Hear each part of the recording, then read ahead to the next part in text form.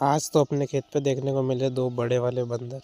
रोज की तरह सुबह सुबह भाई भैंसों को फार्म पे बांध के फार्म की सफाई करके गाय को चारा डालने के बाद में हम चले जाते हैं भाई खेत पे ट्रैक्टर लेके।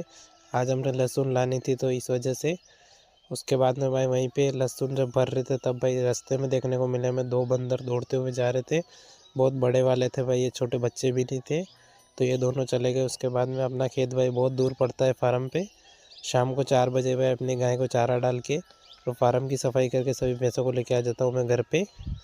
ऐसे ही भाई फार्म के वीडियोस देखने के लिए चैनल को सब्सक्राइब करें। मिलते हैं नेक्स्ट वीडियो में। बोलो जय सांवरिया से।